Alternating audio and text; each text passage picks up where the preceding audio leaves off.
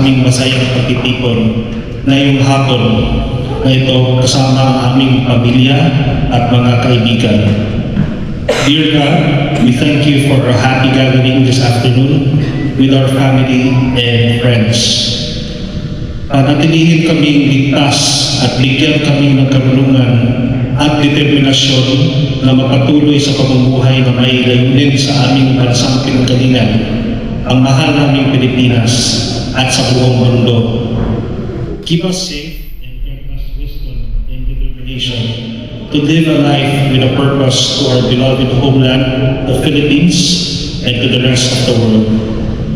Sa pagdiriwang namin sa kalayaan ng aming inang bayan, sana'y maunawaan namin ng lubos ang mga prinsipyo ng sakripisyo, bayanihan at pagmamahal sa aming kapwa na pinagkaloob ng aming mga bayaning Pilipino. In our celebration of the freedom of our motherland, may we fully understand the principles of sacrifice, unity, and love for our fellow that have been bestowed upon us by our Filipino heroes. Amen.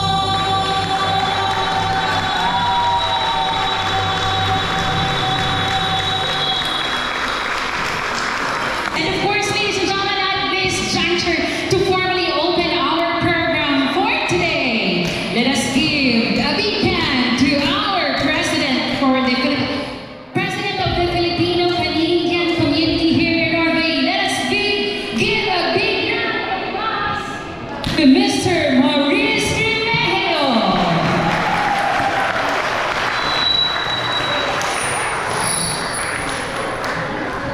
Magandang hapon.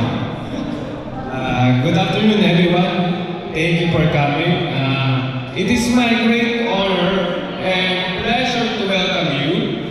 You all in this Independence Day celebration for Filipino community here in North Bay and its nearby communities. Today, we come together not as individuals, but as family united by our shared heritage, values, and dreams. First and foremost, I would like to extend my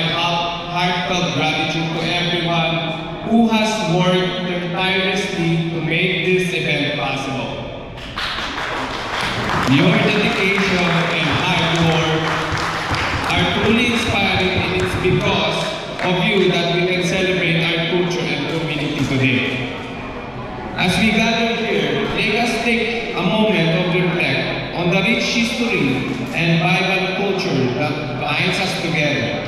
The Filipino community is known for its warmth, hospitality, and resilience. These qualities help us thrive and build strong connections, not only within our community, but also in the broader North Bay community. I would like also to acknowledge the challenges we face in organizing this event. With the summer in full swing, many of us have been busy with their vacations and outdoor activities. Despite these challenges, your presence here today speaks volume about commitment to our community. Special thanks to other groups who graciously canceled their regular activities to join us.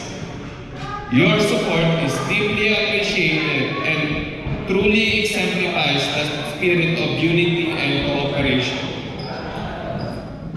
Today is a celebration of our identity, our achievement, and our aspirations. It is a time to honor our traditions, share our stories, and strengthen the bonds that unite us. Whether you are a long-time resident or a newcomer here, you are an integral part of this community, and your presence here today is a testament to the strength and unity of the Filipino spirit.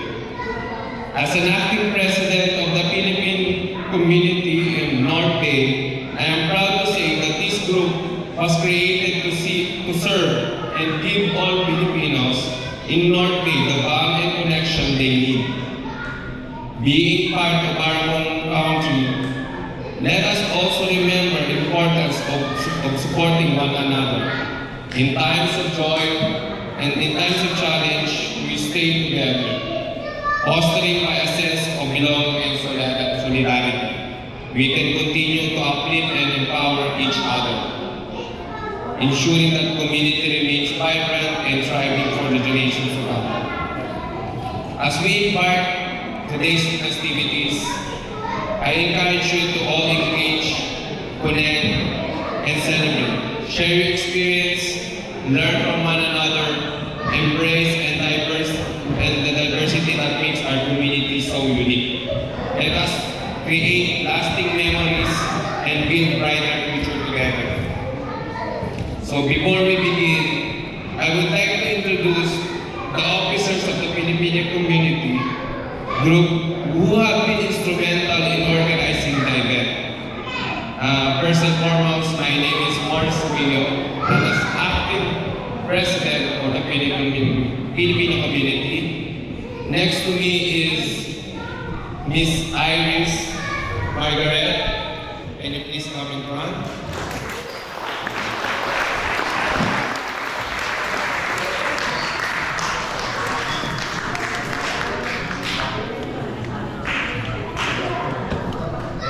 And then our lovely secretary, Jenny Lyle Smith.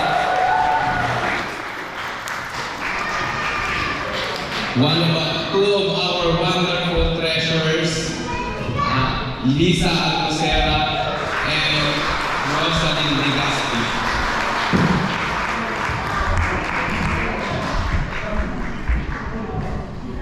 Our PRO, auditor, correct me, auditor, Miss Mira.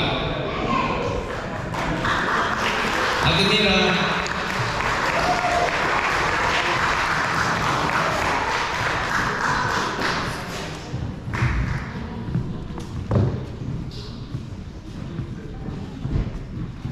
so here is a group of officers who tirelessly making this event possible.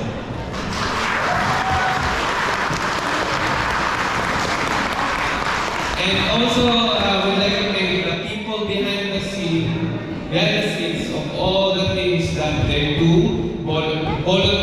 to everybody who volunteers and give all their efforts and spend our time on this day. Even the what you call it, Filipino people that make this what you call it, give their absences in their work. Thank you very much. And also we acknowledge the presence of Pastor Edwin.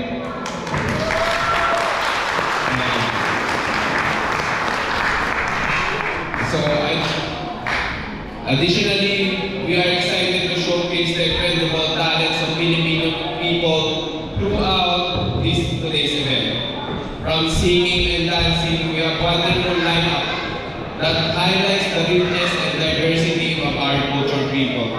Once again, we welcome to the celebration